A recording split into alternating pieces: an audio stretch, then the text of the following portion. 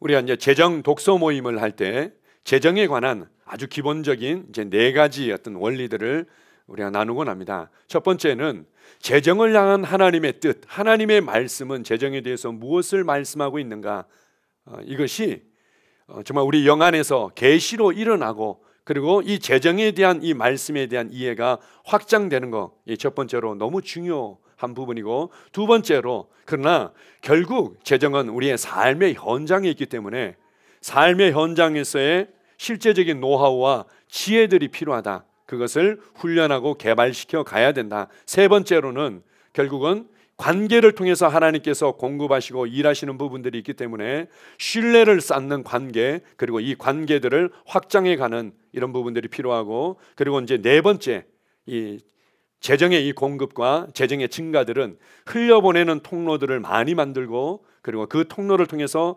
계속해서 나의 믿음으로 심고 흘려보낼 때 더 많은 재정의 증가들이 있다. 이렇게 해서 재정의 어떤 기본적인 어떤 원칙들을 우리가 나누곤 합니다. 다른 표현으로 얘기를 하면 우리가 하나님의 말씀에 대한 이해와 이 말씀을 붙들고 믿음으로 발휘하는 것뿐만 아니라 또한 믿음으로 이 세상에서 우리가 영향을 미치고 이 세상에서 다루어야 될 부분들이 있음을 잘 보여주고 있습니다.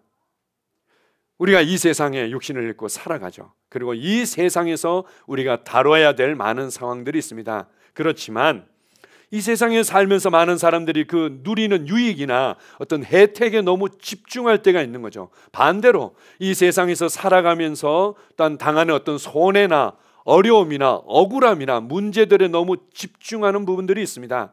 주님께서 그런 부분들에 대해서 우리에게 아주 단호하게 말씀해 주십니다. 너희는 이 세상에서 살아가고 있지만 이 세상에 속한 자가 아니다. 예수님께서 하늘로부터 보냄받은 자로 이 땅에 살아가셨듯이 우리 또한 마찬가지입니다. 예수 그리스도를 믿고 하나님의 자녀로 거듭나는 순간 우리는 하늘로부터 보냄받은 자죠. 나는 하늘에 속한 사람이다. 나는 하늘에 속한 사람이다. 나는 하늘에 속한 자로서 하나님께로부터 이 땅에 보냄받은 자이다. 나는 하늘의 시민권을 가진 자로서 이 땅에 영향을 끼치기 위해서, 이 땅에 그 하늘의 왕국의 뜻을 이루기 위해서 보냄받은 자다. 이것을 늘 기억할 필요가 있습니다. 우리가 요한복음 3장 3절과 5절을 보면 아주 놀라운 기본적인 그런 아주 중요한 말씀이 있습니다. 같이 한번 읽어보겠습니다. 예수께서 대답하여 이르시되 진실로 진실로 내게 이르노니 사람이 거듭나지 아니하면 하나님의 나라를 볼 수 없느니라. 사람이 물과 성령으로 나지 아니하면 하나님의 나라에 들어갈 수 없느니라.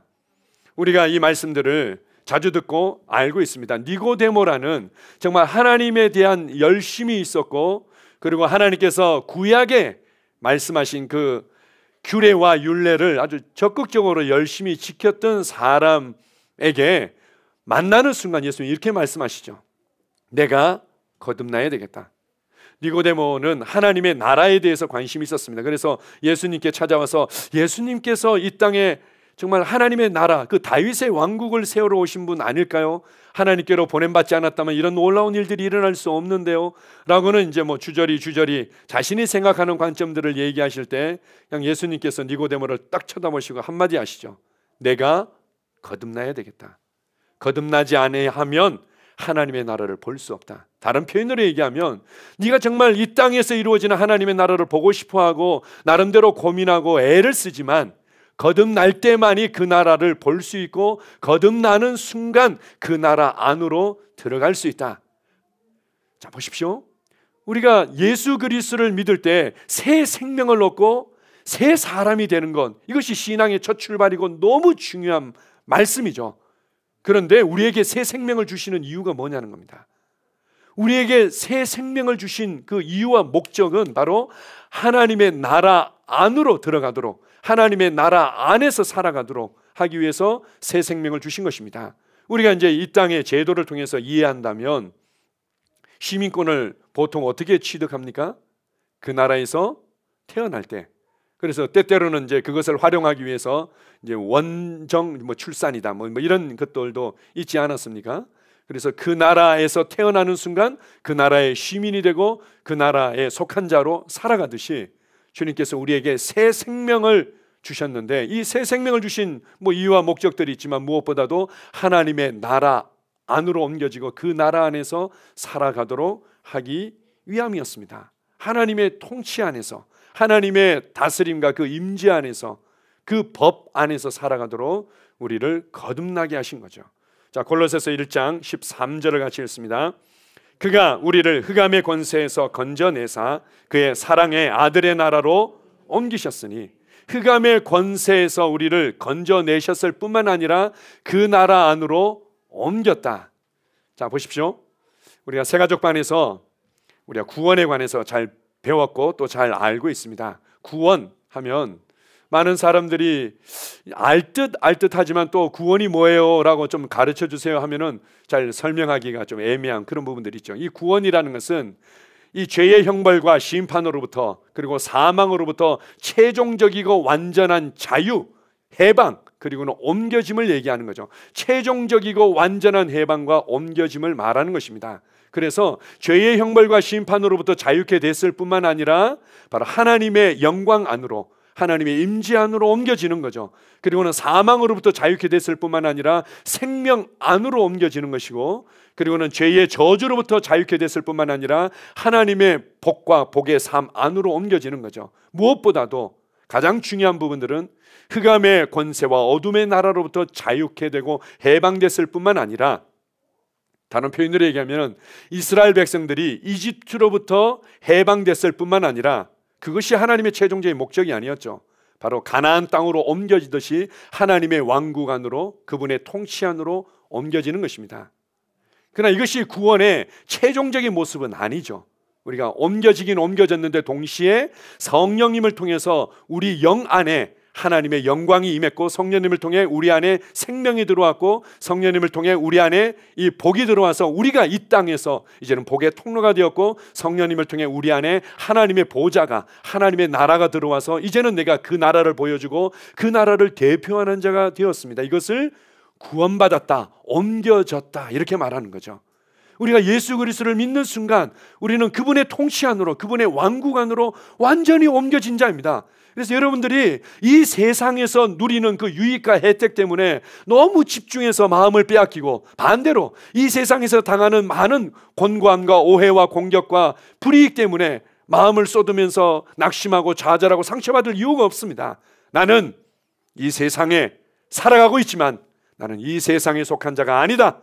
나는 하늘나라의 사람이다. 나는 하늘에 속한 사람이다. 나는 하늘나라를 보여주는 사람이다. 이것을 늘 기억하고 고백하며 살아가시기 바랍니다. 그렇다면 하늘 왕국으로 옮겨지면 그걸로 끝나는 것이 아니라 그 나라 안에서의 삶이 있고, 그 나라 안에서의 유익과 혜택을 누리며 살아가는 삶의 방식이 있는 거죠. 그것을 한마디로 이렇게 알려주고 있습니다. 로마서 14장 17절을 같이 읽습니다. 하나님의 나라는 먹는 것과 마시는 것이 아니요 오직 성령 안에 있는 의와 평강과 희락이라. 하나님의 나라를 많은 어떤 설명들을 통해서 우리에게 보여줄 수 있겠지만, 딱 한마디로 하나님의 나라의 핵심, 하나님의 나라 안에서 가장 중요한 부분이 있다면 그것은 바로 성령님이시다. 하나님의 나라의 중심, 그 예수 그리스도를 통한 그분의 주되심의 통치 안으로 들어가는 거지만, 이 모든 것의 핵심은 성령님께 있다. 그래서 성령 안에서 우리가 의의 다스림을 받게 되고, 성령 안에서 평강의 다스림 가운데 살아가고, 성령 안에서 기쁨의 다스림 가운데 살아가는 삶, 이것이 바로 하늘나라의 삶의 방식이라는 거죠. 이 성령님을 통해서 의와 평강과 희락의 다스림 가운데 살아가는 삶, 그리고 그러한 삶의 방식, 이것이 바로 그리스도인의 삶인 것입니다. 하나 더 봅시다. 요한복음 7장 38절 39절입니다. 나를 믿는 자는 성경의 이름과 같이 그 배에서 생수의 강이 흘러나오리라 하시니, 이는 그를 믿는 자들이 받을 성령을 가리켜 말씀하신 것이라.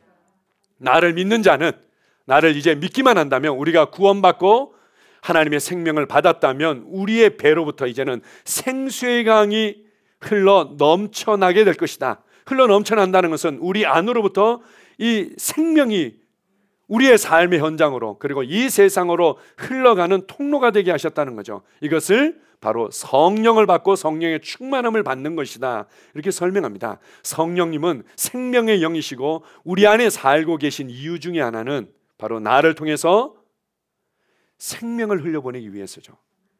그래서 하늘나라의 삶, 하늘 왕국의 삶과 삶의 방식에 중요한 첫 번째는 성령님이시고 두 번째는 생명입니다. 성령님을 통해서 생명이 흘러가서 사람들을 살리고 가정을 살리고 그리고 나의 현장을 살리고 그리고 내가 손대는 모든 상황들을 살리도록 하신 거죠. 그래서 우리 믿는 자들이 기도해 줄 때 생명이 흘러가는 것은 당연한 것입니다. 그래서 치유가 일어나는 거죠. 믿는 자들이 또 손을 잡고 또 이렇게 함께 할 때 그의 심령이 회복되어지고 위로를 받고 격려를 받는 것은 당연한 것입니다. 우리는 생명의 통로가 된 거죠. 그러나 우리가 손으로 만지고 우리가 이렇게 온몸으로 함께 하는 것을 통해서 흘러가는 부분이 있지만 생명이 흘러가는 주된 통로를 주셨는데 그것이 무엇인가 하면 우리의 말입니다. 말. 요한복음 6장 63절은 예수님을 통해서 그 부분을 아주 밝히 드러내시죠. 살리는 것은 영이니 육은 무익하니라. 내가 너희에게 이른 말이 영이요 생명이니라. 그 배에서 생수의 강이 흘러간다고 그래서 어떤 사람들은 그래 봐라, 뭐 어떤 그 도 닦는 사람들도 단전이 중요하다 그러고 실제로 기도하다 보면은 배가 뜨끈뜨끈해지는 게 이 배에서 뭔가 흘러가는 모양이다 이렇게 생각하는데, 기도할 때 배만 뜨끈뜨끈해지는 게 아니라 등도 뜨끈뜨끈해지고 때로는 막 머리도 뜨거워지면서 막 열이 나기도 하고 막 전기 같은 게 느껴지기도 하고 뭐 이런 어떤 느낌들이 있을 수도 있는데, 여기서 이제 그 배라는 것은 우리의 깊은 곳을 얘기하는 거죠. 깊은 것, 다른 표현으로 영으로부터, 우리의 영으로부터 생명수가 흘러가는데 예수님께서 이 생명의 가장 중요한 통로가 바로 말이다. 내가 너희에게 이런 말이 영이고 생명이다. 왕국의 어떤 삶의 방식, 하늘나라의 삶의 방식에 아주 중요한 부분이 있다면 성령님을 통해서 생명이 우리의 말을 통해서 흘러가는 겁니다. 자, 보십시오. 그 사막이 어떻게 회복되어지고 또 반대로 그렇게 좋았던 땅들이 어떻게 황폐화되고 사막화되는지를 우리가 잘 알고 있습니다. 가장 중요한 요소는 바로 물인 거죠. 물, 생명수인 거죠. 그래서 지금 당장은 그곳에 뭐 식물이 대단히 많이 자라거나 그곳에 뭔가 사람들이 살 수 있는 여건이 만들어지지 않더라도 물이 계속 공급되어지면 그때부터 이제 생명의 역사가 일어나기 시작합니다. 어디서 날라왔는지 그곳에서 이제 씨앗들이 뿌리를 내리고 자라기 시작하고, 그리고는 동식물들이 계속 자리를 잡고 결국은 사람들이 살아갈 수 있는 삶의 터전이 만들어지는 것처럼 비록 우리가 지금 봤을 때 사막처럼 보이거나 황폐한 것처럼 보일지라도 중요한 것은 생명수가 흘러가느냐 흘러가지 않느냐는 겁니다. 반대로 생명수가 흘러가지 않다면 우리가 볼 때 좋은 삶인 것 같지만 어느새 황폐화될 수밖에 없습니다. 우리의 고백을 통해서, 우리의 말을 통해서 생명을 흘려보낼 때 그곳에 계속해서 황폐한 가정이, 황폐한 삶의 현장이, 황폐한 세상에 놀라운 생명의 역사가 나타나게 될 줄 믿습니다. 자, 우리 야고보서 3장 5절 6절을 같이 한번 읽습니다. 이와 같이 혀도 작은 지체로 돼 큰 것을 자랑하도다. 보라, 얼마나 작은 불이 얼마나 많은 나무를 태우는가. 혀는 곧 불이요 불의의 세계라. 혀는 우리 지체 중에서 온몸을 더럽히고 삶의 수레바퀴를 불사르나니 그 사르는 것이 지옥불에서 나느니라. 반대로 이 혀가, 이 말이 얼마나 생명의 능력이 있을 뿐만 아니라 어둠을 흘려보내는, 모든 것을 불태워버리는 능력도 있다는 것을 보여주고 있습니다. 우리가 이 세상에 속한, 어둠에 속한 말들을 계속해서 하게 된다면 이것은 불과 같다. 그래서 삶의 수레바퀴를 불태워버린다는 거죠. 이 세상의 어둠에 속한 언어가 무엇입니까? 낙심과 좌절과 판단과 미움과 용서하지 못함과 실패와 질병과 고통의 말들이죠. 이런 것들을 풀어내면 풀어낼수록 우리의 삶의 수레바퀴가 불태워져 가는 것입니다. 어떤 사람들은 이렇게 고백합니다. 아니, 저는 성실하게 살고요, 제가 할 수 있는 최선을 다하는데 제 삶은 이렇게 변화가 없는지 모르겠어요. 왜 제 삶은 이렇게 정체되어 있는 것처럼 느껴지는지 모르겠어요. 간단합니다. 수레바퀴가 불태워져 버렸기 때문이죠. 수레바퀴가 불태워져 버려서 이게 제대로 움직일 수가 없는 겁니다. 예를 들어서 이 말이나 소나 뭐 노새가 없을 때 이제 가난한 사람들이 예전에 그 척박한 땅을 개간할 때 어떻게 합니까?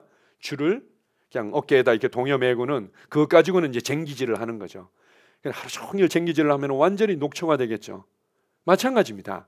수레바퀴가 불태워져 버렸으니까 그냥 온몸으로 쟁기질 하는 것 같은 인생을 살아갈 수밖에 없는 거죠. 누가 불태웠습니까? 하나님께서 나를 겸손하게 하시기 위해서 불태워 버렸습니까? 네가 인생의 고생을 좀 해야지 이제는 나를 경외할 수 있겠구나 해서 하나님이 불태워 버렸습니까? 아니죠. 성경에서 뭐라고 얘기합니까? 내가 어둠과 사망의 말을 흘려보냈기 때문에 이것이 삶의 수레바퀴를 불태워 버린다. 누구를 원망할 것도 없고 하나님에 대해서 다른 마음을 품을 것도 없습니다. 내가 여전히 이 세상에 속한 어둠의 말들을 계속해서 흘려보내면서 내 삶의 수레바퀴를 불태우고 있는지 그렇지 않은지를 점검해 보면 되는 것입니다. 자, 에베소서 5장 3절 4절을 같이 읽습니다. 음행과 온갖 더러운 것과 탐욕은 너희 중에서 그 이름조차도 부르지 말라. 이는 성도에게 마땅한 바니라. 누추함과 어리석은 말이나 희롱의 말이 마땅치 아니하니 오히려 감사하는 말을 하라. 하늘 왕국의 그 말들 중에 마땅한 말이 있고 마땅히 하지 말아야 될 말이 있다.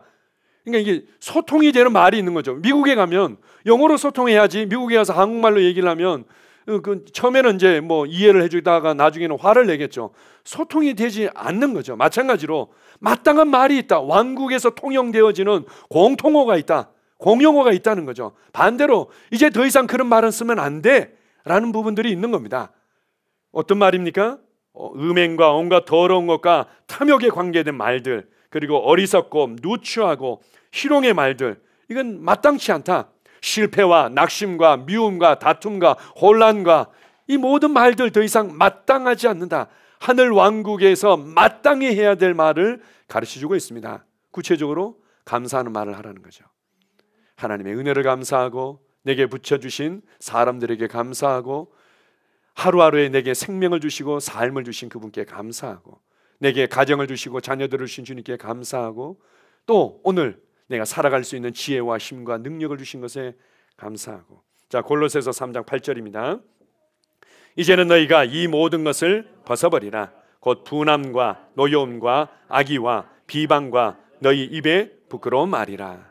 이 모든 것을 벗어버리라 이렇게 말합니다. 자, 어떤 그리스도인들은요 옛사람을 벗어버리고 새 사람을 입어라 이 말씀을 굉장히 어렵게 생각합니다. 옛사람을 대체 어떻게 벗어버리죠? 새 사람을 저도 입고 싶은데 새 사람을 어떻게 입을 수 있을까요? 쉽습니다. 나의 옛사람이 십자가에 못 박혀 죽었다는 것을 묵상하고 그것을 말하는 것입니다.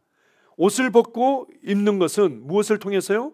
하나님의 말씀을 붙잡고 그것을 말할 때 옛사람이 죽었고 옛사람에 속한 모든 것들이 십자가와 부활을 통해서 끝났다는 것을 내가 말할 때 벗는 겁니다. 새 사람을 어떻게 입습니까? 예수 그리스도의 형상들을 우리에게 어떻게 우리 안에서 이루어지고 입을 수 있습니까? 말하는 겁니다. 생명의 말들을, 하나님의 왕국의 말들을 말하는 겁니다. 자, 에베소서 4장 29절 같이 읽습니다. 무릇 더러운 말은 너희 입 밖에도 내지 말고 오직 덕을 세우는데 소용되는 대로 선한 말을 하여 듣는 자들에게 은혜를 끼치게 하라. 더러운 말이라 그래서 뭐 상스러운 말, 뭐 욕이라든지 저주하는 말, 뭐 이런 말도 있지만 동시에 좀 더 그냥 단순하게 얘기하면 하나님의 말씀과 일치하지 않는 말들, 하나님만이 거룩하시고 하나님께 속한 것만이 구별된, 세상과 구별된 거룩한 거죠. 그러면 거룩하지 않은 것은 더럽다고 말할 수 있는 겁니다. 하나님의 말씀과 일치하지 않은 것들은 다 더럽다고 말할 수 있는 거죠. 물론 우리가 일상을 살아갈 때 아까 얘기한 대로 욕이라든지 뭐 저주스러운 말이라든지 뭐 이런 어떤 미움의 말이라든지 이런 것만 우리가 좀 더 싫어하고 터부시하는 부분들이 있지만 좀 더 영적인 세계에서 엄격하게 이 말씀을 해석한다면 말씀과 일치하지 않는 것들이죠. 그거 입 밖에도 내지 마라. 그리고 오직 덕을 세우는데 우리의 삶을 건축하고 한 사람 한 사람의 심령을 건축하는 말을 하라는 겁니다. 내가 말할 때 세움이 일어나도록 우리가 이제 격려하고 아유 잘한다고 칭찬하고 그래서 칭찬은 고래도 춤추게 한다고 해서 이제 칭찬의 말들을 하려고 애를 씁니다. 많은 유익이 있죠. 이 땅에 살아가면서 그건 지혜로운 어떤 그 행동이죠. 그러나 진정으로 그의 영 안으로부터 심령을 세우는 것은 하나님의 말씀입니다. 구원의 은혜를 말할 때, 하나님의 사랑을 말할 때, 우리를 향한 하나님의 계획과 부르심을 말할 때 세움이 일어나죠. 너희를 향한 나의 생각은 내가 하나니 재앙이 아니라 평안이라. 너희 장래에 소망을 주려 함이니라. 이런 하나님의 말씀들을 나눌 때 두려워하지 말라. 내가 너와 함께 함이니라. 여호와는 나의 목자시니 내게 부족함이 없으리로다. 내 안에 계시니가 세상에 있는 자보다 더 크시도다. 내게 능력 주시는 자 안에서 내가 모든 것을 할 수 있느니라. 내가 그 은혜를 인하여 믿음으로 말미암아 구원을 얻었나니 이것이 너희로부터 난 것이 아니라 하나님의 선물이고 나는 선물을 받은 자로 은혜 가운데 감사하며 살아갑니다. 이제 이런 것들을 우리가 고백하고 나눌 때 세움이 일어나지 않습니까? 그래 나의 힘이 되신 여호와여, 내가 주님을 사랑합니다.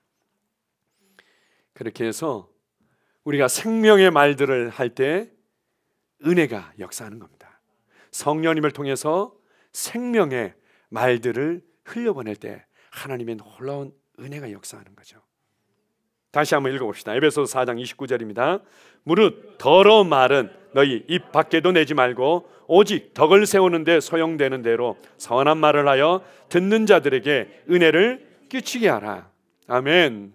그래서 예수님께서 오셔서 우리에게 진리를 가르쳐 주셨다 이렇게 표현할 수도 있지만 동시에 또한 하나님의 생명을 가진 하나님의 아들들은 이 왕국 안에서 어떤 말을 하며 이 하나님의 왕국 가운데서 어떤 말로서 살아가는지를 잘 보여주셨습니다. 구체적으로 더 많이 우리가 또 이해하고 말해낼 수 있겠지만 8가지만 한번 정리해 봤습니다. 우리 왼쪽에 있는 말들을 한번 읽어보겠습니다. 믿음의 말, 권세와 능력의 말, 상속자의 말, 열매와 확장의 말, 승리의 말, 치유와 회복의 말, 감사와 세움의 말, 사랑과 용서의 말. 이제 하나님의 나라 가운데 살아가는 그리스도인들, 하나님의 자녀들에게 마땅히 해야 될 말들을 예수님께서 구체적으로 보여주시죠.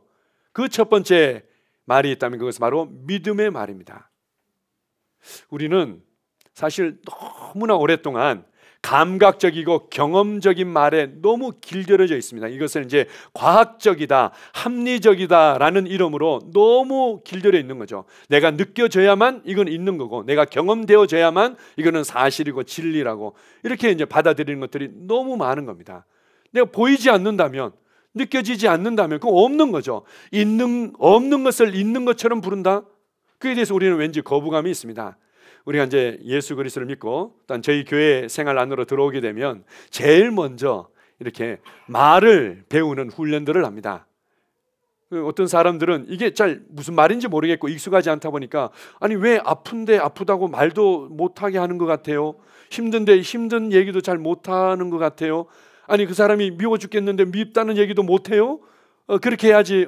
어떻게 그 어떤 강의를 받더니 그냥 네가 느끼는 것들 마음대로 막 소리치고 미워한다고 XX 그놈 뭐 이렇게 하면은 속이 후련해지면서 스트레스가 해소되고 그래서 건강해진다고 뭐 이런 것도 얘기하는데 그런 거 하면 안 돼요? 하세요. 하십시오.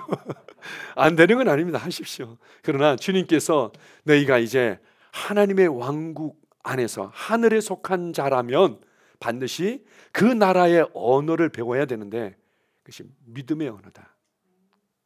보이지 않지만 하나님의 말씀이 말했단 말이에요. 하나님의 말씀이 너는 이미 옮겨졌다. 죄와 저주가 끝났다. 하나님께서 너와 함께하고 계신다. 네가 방언으로 기도할 때 네 안에 건축이 일어난다. 안 느껴지는데요? 그건 두 번째 문제고, 말씀이 그렇다고 하면 그렇다고 그것을 말해내는 거죠. 제가 영어로 비밀을 말할 때마다 제 안에는 건축이 이루어집니다 라고는 스스로에게 말할 수 있고 다른 사람들에게 말하며 권면할 수 있는 거죠. 힘들어할 때마다 하나님께서 당신의 삶을 붙들고 계십니다. 여호와는 나의 목자시기 때문에 당신은 부족함이 없습니다. 나는 이런 부족함이 있고요, 저런 부족함이 있고 어려운데요, 왜 어렵다는 얘기도 못하게 해요. 저를 위해 좀 기도 좀 해달라고요. 그렇게 하죠. 기도해 드리죠. 그 과정을 통과하도록 기도해 드리지만 무엇보다 생명의 말을 풀어내라는 겁니다. 어둠의 고백을 통해서 내 삶의 수레바퀴를 계속 불태우고 있는데 그러지 말고 생명의 말, 첫 번째로 믿음의 말인 거죠.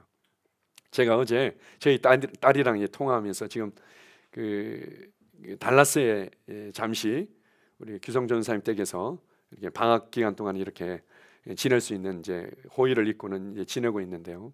그런 얘기를 하더라고요. 자기가 이제 목이 이렇게 좀 아파가지고는 침을 삼켜도 아프고 좀 그랬답니다.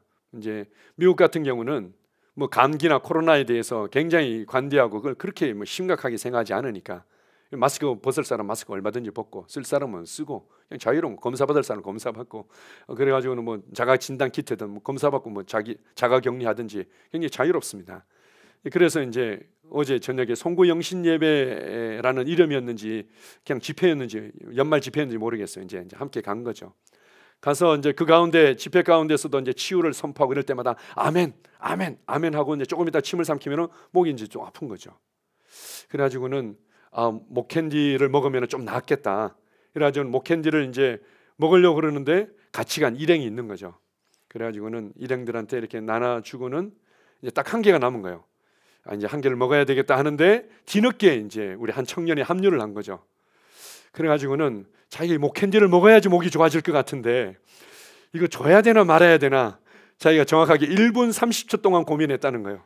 1분 30초 동안 이거 줘야 되나 말아야 되나 이거 나 먹어야 되는데 그러다가 자 이렇게 했답니다. 내가 이것을 줘야 되나 말아야 되나 하고 고민하는 이유는 목이 안 나을 거고 그리고 이걸 먹어야지 좀 좋아질 거라고 내가 이미 믿음으로 바라보지 않고 있구나 라는 생각이 들어서 그냥 줘버렸답니다. 주고 그냥 함께 이제 예배를 마치고 돌아온 거죠. 그러면서 이제 예배 끝나고 난 이후 이제 집에 와서 같이 나누는 시간들이 있었는데 나누는 시간 때 제가 이러이러한 부분들이 있는데 믿음으로 이런 부분들을 제가 내려놓고 섬기기로 결단했습니다 라고는 이렇게 얘기를 하는데 그때 통증이 사라졌다는 거예요. 자 보십시오. 믿음이라는 것은 보이지 않는 것의 증거이고 보이지 않는 것들을 나의 권리 징수로 취하는 겁니다. 바라는 것들의 실상이요 보이지 않는 것들의 증거라고 말씀하시는데요. 우리는 너무 오랫동안 느껴지고 보여지고 경험되어지는 것만 말하기에 급급한 거죠. 그래서 늘 하는 얘기가 왜 해도 안 돼요. 그럼 우리가 권면하죠. 누구도 이렇게 돌파했습니다. 누구도 이런 어려운 과정이 있으면 돌파했습니다. 이렇게 이제 권면해주면 또 이렇게 얘기하죠. 무슨 말인지는 알겠는데 왜 나만 안 돼요? 이렇게 얘기하죠. 다른 사람이 되는지 몰라도 어쨌든 나는 안 되니까 뭐 어떻게 그래서 우리가 잠시 위로해주고 뭔가 이렇게 함께 공감해 줄 수는 있을지 몰라도 문제는 해결되지 않지 않습니까? 문제의 첫 출발은 무엇입니까? 하나님의 말씀이 말하는 것을 붙들고 생명의 말을 말해내는 겁니다. 믿음의 말을 말해내는 것에서 시작되는 거죠. 그리고 예수님께서 보여주신 부분들이 있습니다. 권세와 능력의 말이죠. 두려움과 불안의 말들을 너무나 쉽게 느낌적으로 말해낼 때가 있을 때 예수님께서 잠잠하라, 고요하라, 달리다쿰, 소녀야 일어나라, 나사로야 일어나라, 나오너라. 예수님께서는 어떻게 하나님의 생명을 가진 하나님의 자녀들이 어떤 권세 가운데 살아갈 수 있는지를 너무 잘 보여주셨습니다. 이 권세를 무엇을 통해 발휘합니까? 이 능력이 무엇을 통해 흘러갑니까?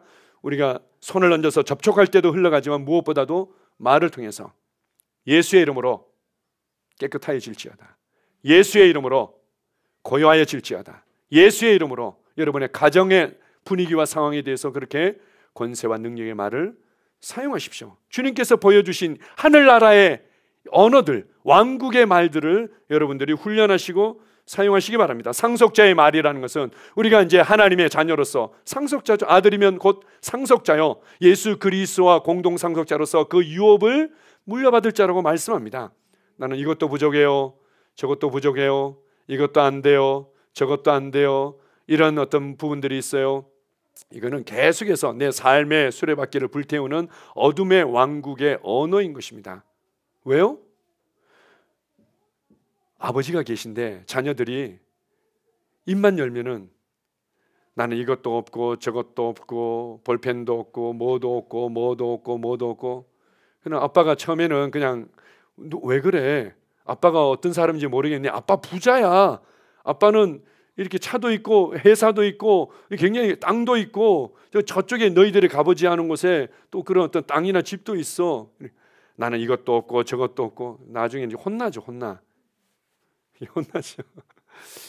하나님이 없는 자들, 하나님 아버지가 안 계신 자들, 소망이 없는 자들, 미래와 영혼에 대한 소망이 없는 자들이 할 수 있는 고백들이 바로 부족의 언어들, 가난의 언어들인 거죠. 주님께서 상속자의 언어들을 보여주셨습니다. 아유 주님, 다들 배고파서 기진맥진하며 쓰러질 것 같습니다. 그런데 우리가 가진 거라고는 이것밖에 없는데 어떻게 해야 되죠? 너희가 먹을 것을 줘라. 이 상속자의 말들을 주님께서 보여주십니다. 또한 우리 열매와 확장의 말, 우리가 이제 2022년도 확장의 해라고 우리가 함께 선포하고 의견을 취했습니다. 확장이 어떻게 이루어집니까? 나는 확장할 겁니다. 하나님이 확장시켜 줄 겁니다. 이렇게 고백만 한다고 되는 건 아니죠. 그래서 우리가 크게 확장이 일어나도록 하는 4가지 어떤 요소들을 우리가 지난 송구영신 예배 때 나눴습니다. 말씀을 통해서 하나님의 관점을 가지게 되고 하나님의 지혜의 그림들을 말씀을 통해서 보게 될 때 확장이 일어나는 거죠. 그리고 성령님을 통해서 성품이 확장되어지고 그것을 통해서 관계가 확장될 때 실제적인 우리의 삶의 확장들이 일어나는 거죠. 그리고 믿음의 교제를 통해서 우리가 또한 관계 확장들이 일어나고 영향력의 확장들이 일어나는 겁니다. 뿐만 아니라 멘토링을 통해서 실제로 구체적으로 어떻게 바라보고 어떻게 적용하고 어떻게 내가 믿음의 발을 내디뎌야 될지를 이미 앞서간 사람들이, 이미 좀 더 크게 보고 넓게 본 사람들의 어떤 통찰력을 통해서 도움을 받을 때 확장이 일어나는 거죠. 그러나 이 모든 것들이 열려지는 게이트, 문이 있는데 그것이 뭔가 하면 우리의 말이라는 겁니다. 자, 보십시오. 열매라는 것은 제가 비료를 많이 주고 물을 듬뿍 줬더니 그 다음날 사과가 뽕 하고 이렇게 생겨나지는 않습니다. 사과가 생겨나기 위해서 어떻게 합니까? 숱한 세월 동안 영양분과 수분을 공급하고 햇빛과 바람을 쐬고 아무런 변화가 없는 듯 그러면서 뭔가 물만 축내고 있는 이 슉슉이 같은, 그런데 어느 순간 풋과일이 맺히고 어느 순간 커지더니 어느 순간 탐스럽게 향기를 바라면서 연글게 됩니다. 열매는 그렇게 일어나는 거죠. 우리가 열매와 확장의 말들을 계속해서 말해낼 때 우리의 이 울타리를 넓혀서 말동을 받는 겁니다. 우리의 울타리, 나의 어떤 영향력과 나의 삶의 이 모든 이 삶의 모습들이 우리의 확장이 바로 울타리를 여기까지 치는 거죠. 너는 여기까지가 네 땅이야 이랬는데 아니, 내가 실제로 지도를 통해 측량해 봤더니 여기까지가 내 땅이던데 라고는 가서 그냥 말뚝을 딱 받고는 펜스를 치는 겁니다. 그런데 나중에 좀 더 자세하게 이 지적도를 봤더니 내 땅이 여기까지가 아닌데 저기까지였네 라고 가서 말뚝을 딱 받고는 펜스를 치는 겁니다. 내까지. 이렇게 확장이 이루어지죠. 이 말뚝을 받는 것 같은 게 무엇입니까? 아브라함에게는 동서남북 사방으로 걸어가 봐라. 내가 발로 밟는 땅을 네게 주겠다고 했습니다. 우리가 이 세상에서 그리고 영적인 세계에서의 우리의 땅을 어떻게 밟을 수 있습니까? 말씀을 통해 내게 주어진 그 구원의 풍성함을 보고 말할 때, 그것이 보이거나 느껴지거나 경험되어지지 않을지라도 말씀이 보여준 것을 보고 말할 때 나의 지경이 확장되는 겁니다. 왕국의 언어는 우리를 확장시키게 되어 있습니다. 우리를 견고하게 할 뿐만 아니라 여러분의 지경을 확장시키는 거죠. 어디까지 가기를 원하십니까? 어디까지 영향을 미치기를 원하십니까? 어디까지 여러분의 성품이 확장되고 사람들을 얻기를 원하십니까? 그러면 그렇게 울타리와 말뚝을 확장하십시오. 여러분의 고백으로 넓어진 울타리의 말뚝을 박으시기 바랍니다. 아멘. 또 한번 봅시다. 오른쪽에 보면 승리의 말, 승리자의 말인 거죠. 실패와 낙심의 말이 아니라 치유와 회복의 말, 이건 질병과 연약함의 말이 아니라 예수님께서 어떤 고백을 하셨는지를 안다면 우리가 잘 알 수 있겠죠. 감사와 세움의 말, 사랑과 용서의 말. 예수님께서 어떻습니까? 여인에게, 그 정말 긴장되어 있고 나는 이제 죽는구나, 그 죽음의 공포에 떨고 있는 여인에게, 여인아 나도 너를 정죄하지 아니하노니 다시는 죄를 짓지 말라. 하늘 왕국의 언어가 어떻게 그 여인을 세우고 어떻게 그 여인을 자유케 하는지를 보여줍니다. 베드로도 마찬가지였죠. 베드로에 대해서 예수님이 책망하기도 하셨지만 그가 예수님을 저주하고 스스로 무너져 있을 때 예수님께서 베드로를 찾아가셔서 이렇게 말씀하시죠. 요한의 아들 시몬아, 네가 다른 모든 것들보다, 다른 모든 사람들보다 나를 더 사랑하느냐. 제가 이 장면을 생각할 때마다 그 목소리, 그때 그 지점에서 그 목소리 한번 들어보고 싶어요. 그 목소리에 정말 그 베드로를 향한 믿음의 그 마음들이 녹아져 있고, 베드로를 향한 긍휼과 자비의 마음들이 녹아져 있고, 베드로를 향한 그 정말 그 감사와 기대와 그리고 사랑의 말들이 녹아져 있고, 이 대체 이 멀티비타민처럼 예수님의 그 말 한마디 고백 가운데 얼마나 많은 것들이 녹아져서 베드로를, 그 무너진 베드로를 그 이렇게 세우는지. 와, 그렇지, 우리가 이렇게 부름 받았는데, 뭐 저라고 항상 그렇게 저희 아내랑 늘 오손도손 살아가는 건 아닙니다. 좀 싫어질 때도 있고 말다툼할 때도 있고 이제 그런 거죠. 그런데 제가 예수님을 생각할 때마다, 그렇지, 제가 아내의 말을 들을 때마다, 그리고 제가 아내에게 말할 때마다, 그리고 성도들과 이렇게 함께 나눌 때마다 제 이 목소리에서, 제 목소리에서 정말 그들을 향한 기대와 열정과 긍휼과 자비와 인자와 이러한 용서와 믿음이 그대로 녹아져서 그대로 전달되어져서 내 말을 들을 때 그의 심령이 살아나고 세임을 얻고, 주님 그렇습니다. 이것이 나의 삶이죠. 이것이 나의 삶이죠. 예수님께서 보여주신 삶이죠. 자, 누가복음 6장 45절 같이 읽습니다. 선한 사람은 마음에 쌓은 선에서 선한 것을 내고 악한 자는 그 쌓은 악에서 악을 내나니 이는 마음에 가득한 것을 입으로 말함이라. 간단합니다. 내 말을 어떻게 고칠 수 있습니까? 이러한 이제 말씀을 통해서 인식하고 또 새롭게 하고 결단하고 이런 걸 통해서 되어지는 부분이지만, 주님께서 좀 더 원론적인 얘기들을 가르쳐 주시죠. 네 가운데 선한 것을 많이 쌓으면, 하나님의 말씀이 네 안에 풍성히 거하도록 하면, 이 은혜의 복음으로, 믿음의 복음으로, 생명의 복음으로, 의의 복음으로 네 심령을 가득 채우면 자연스럽게 생명의 언어들은 흘러나오게 되어 있다. 믿음의 언어들은 흘러나오게 되어 있다. 그리고 그것이 다른 사람을 세우고 네 삶을 세우게 되어 있다. 자, 우리 마지막으로 잠언 16장 23절 24절 같이 읽습니다. 지혜로운 자의 마음은 그의 입을 슬기롭게 하고 또 그의 입술에 지식을 더하느니라. 선한 말은 꿀송이 같아서 마음에 달고 뼈에 양약이 되느니라. 아멘. 여러분은 지혜로운 사람들입니다.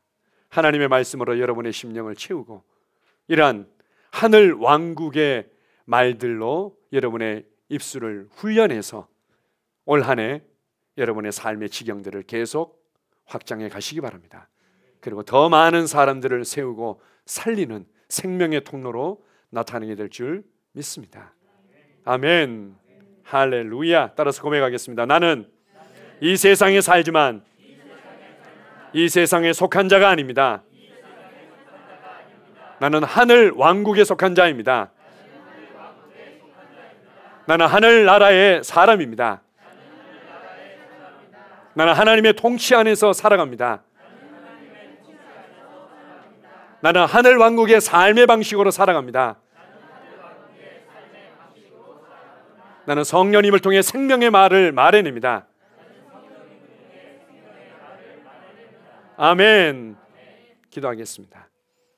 하나님 아버지, 감사합니다. 우리를 어둠의 나라로부터 사랑의 아들의 나라로 옮기셨음을 감사합니다. 우리를 그렇게 옮기시기 위해서 예수 그리스도 안에서 죽고 부활하고 하나님의 보좌에 앉히심으로 새 생명을 얻고 하나님의 자녀가 되게 하셨음을 감사합니다. 이 땅에 누리는 유익과 혜택들 때문에 집중하며 좋아할 이유도 없고, 또 이 땅에서 받고 있는 많은 불이익과 오해와 공격과 어려움 때문에 슬퍼하며 낙심하며 어려워할 이유도 없습니다. 우리는 이 세상에 살아가지만 이 세상에 속한 자가 아니기 때문입니다. 그리고 나는 이 세상의 삶의 방식으로 내 삶을 경영하지 않습니다. 이 세상의 어둠의 말들로, 어둠의 그림들로 내 삶을 비교하고 내 삶을 판단하며 힘들어하거나 좋아하지 않습니다.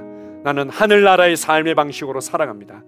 하늘나라의 믿음의 방식으로 살아갑니다. 하늘나라의 권세와 능력으로 살아갑니다. 하늘나라의 사랑과 용서와 세움의 방식으로 살아갑니다. 하늘나라의 열매와 확장의 방식으로 나는 살아갑니다.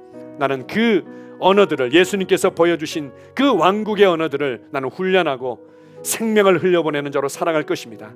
나의 입술을 통해서 생명이 흘러가는 곳마다 나의 삶이 회복되고, 내가 만나는 사람들의 심령과 가정이 회복되고 주님의 기쁨으로 세워질 것입니다. 주님 은혜를 감사합니다. 주님을 찬양합니다.